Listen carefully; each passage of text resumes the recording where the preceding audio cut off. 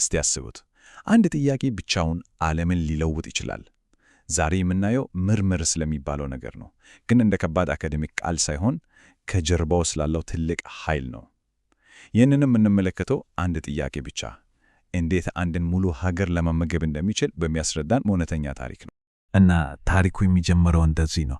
እንዴት ነው አንዲት ነጥላ ጥያቄ ብቻ አንድን ሀገር ለመመገብ የምትረዳው? አዎ፣ በትክክል ነው የተሰማው። አንድ ጥያቄ። እንግዲህ ይህች ጥያቄ እንዴት ወደ አንድ ትልቅ የምርምር ጉዞ እንደምትወስደን አብረን እንይ። እሺ፣ ጉዟችን የሚጀምረው ከስንዴ ችግር ነው። ይሄን ስለ ምርምር የምናወራውን ረቂቅ ሐሳብ በቀጥታ ከእውነተኛው የዓለም ችግር ጋር እናሳስረዋለን። ታሪካችን የሚያጠናጥነው በኢትዮጵያ ኦሮሚያ ክልል ውስጥ እውነተኛ መፍትሔ በሚፈልጉ አርሶ አደሮች ላይ ነው።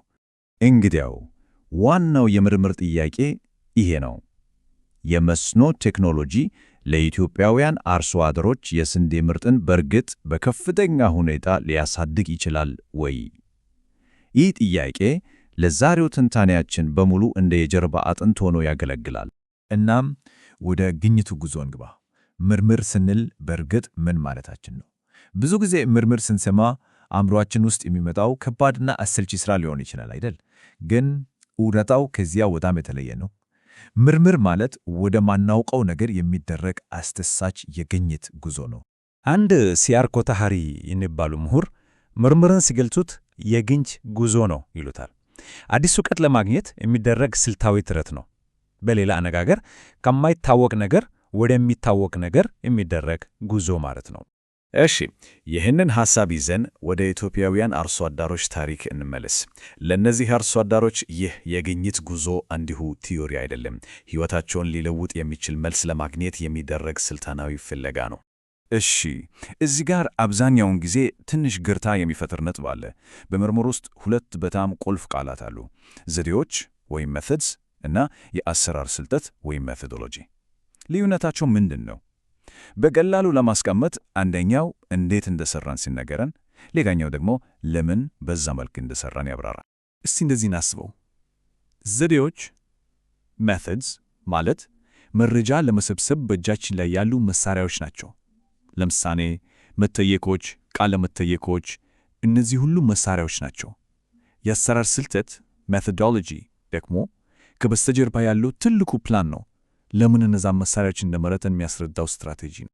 ወደ ኢትዮጵያው ምሳሌ ስንመለስ ይሄ የበለጠ ግልጽ ይሆናል። ዘዴው ከ200 አርሶ አደሮች የምርት መጠን መረጃን ለመሰብሰብ የተደረገ መጠየቅ ነው። ይሄ እንዴት የሚለው ነው። የአሰራር ስልቱ ደግሞ ለምን የሚለውን ይመልሳል። ለምን ኦሮሚያ ክልል ተመረጠ? ምክንያቱም ዋነኛ የስንዴ ቀበቶ ስለሆነ። ለምን መጠየቅ ተመረጠ? ምክንያቱም ከብዙ ምንጮች ጠንካራና ተነጻጻሪ መረጃ ለማግኘት ስለሚረዳ ነው። አያችሁት ልዩነቱ? በጣም ጥሩ። አሁን በአሰራር ስልትና በዘዴ መካከል ያለውን ልዩነት አይተናል። ቀጣዩ ደረጃ ደግሞ ትክክለኛውን የምርምር አይነት መምረጥ ነው። ሁሉም ምርምሮች አንድ አይነት አይደሉም። ልክ እንደ ማንኛውም ጉዞ የምንመርጠው መንገድ መድረስ በምንፈልግበት ግብ ላይ ይወሰናል። አንደኛው አይነት ተግባራዊ ምርምር ይባላል። ስሙ እንደሚጠቁመው ይህ ምርምር አንድን እውነተኛና ተግባራዊ ችግር ለመፍታት የሚደረግ ጥረት ነው። ዓላማው ቀጥተኛ መፍትሔ ማምጣት ነው። ሌላኛው ደግሞ መጠናዊ ምርምር ይባላል። እዚህ ጋር ደግሞ ሁሉም ነገር ቁጥር ነው። በቃ በቁጥር ሊለኩና ሊገለጹ በሚችሉ ነገሮች ላይ የሚያተኮር የምርምር አይነት ነው። እሺ፣ ወደ ኢትዮጵያው ምሳሌ ስንመለስ እስቲ እንመደበው።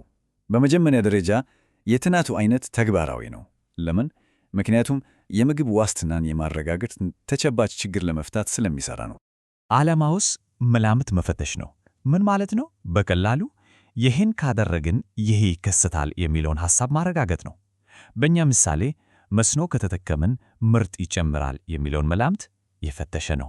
ዘዴውስ መጠናዊ ነው። ምክንያቱም የምንለካው ነገር በቁጥር ነው። ስንት ኩንታል በሄክታር። ስለዚህ መጠናዊ ነው። ግልጽ ነው። እሺ፣ የምርምሩን አይነት ለይተናል። ግን ዝም ብሎ የተደረገ ጥናትና ጥሩ ምርምር አንድ ናቸው? በጭራሽ። ታዲያ አንድም ምርምር ጥራት ያለውና እምነት የሚጣልበት የሚያደርገው ምንድን ነው? ጥሩ ምርምር በዋናነት 4 ነገሮችን ማሟላት አለበት። አንደኛ ነገር ስልታዊ መሆን አለበት። እንዲሁ በዘፈቀደ ሳይሆን የተቀመጠለትን ግልጽ እቅድ መከተል አለበት። ሁለተኛ አመክንዮአዊ መሆን አለበት። የምንደርስበት ድምዳሜ ከሰበሰብነው መረጃ ጋር መጣጣም አለበት። ሶስተኛ ተጨባጭ መሆን አለበት። ማለትም በግምት ላይ ሳይሆን በእውነተኛና በተለካ መረጃ ላይ ተመሰረተ። እና አራተኛ በጣም ወሳኙ ነገር ሊደገም የሚችል መሆን አለበት። ሌላ ሰው መጥቶ ያንን ጥናት ቢደግመው ተመሳሳይ ውጤት ማግኘት መቻል አለበት። እሺ፣ ይሄን ሁሉ ጉዞ ተጉዘናል፣ ይሄን ሁሉ ዳታ ሰብስበናል። ታዲያ መጨረሻው ምንድን ነው? ለምንድን ነው ይሄ ሁሉ ድካም? መልሱ ቀላል ነው። ዕውቀትን ወደ ተግባር ለመለወጥ ነው። የምርምር ትልቁ ዋጋ የሚታየው እዚህ ላይ ነው። ወደ ኢትዮጵያው ምሳሌ ስንመለስ የተገኘው ውጤት ዝም ብሎ መደርደሪያ ላይ አይቀመጥ። ይሄ መረጃ ለምሳሌ የግብርና ሚኒስቴር ለመስኖ ፓምፖች ውጤታማ የሆነ ድጎማ እንዲያደርግ፣ ትክክለኛ ውሳኔ እንዲወስን ያግዘዋል። ይሄ ነው እንግዲህ ጥናት ወደ ተግባር ሲቀየር ምናየው። አዎ፣ ዋናው ግብ ይሄው ነው። በቤተ ሙከራ ውስጥ ያለው እገት ወጥቶ የእውነተኛውን ዓለም ፖሊሲ ሲቀርጽ ማየት፣ መረጃን ከውሳኔ ጋር ማገናኘት። ከአንዲት ትንሽ ጥያቄ ተነስተን አንድን ሀገር ሊመግብ የሚችል መፍትሄ ላይ ደረስን። የምርምር ኃይል ማለት ይሄ ነው። አሁን ጥያቄው ወደኛ ይመለሳል። በየአካባቢያችን በየህይወታችን እንዲህ አይነት ስልታዊ አካሄድ ብንጠቀም ምን አይነት ችግሮችን መፍታት እንችል ይሆን? እስቲ እናስብብ።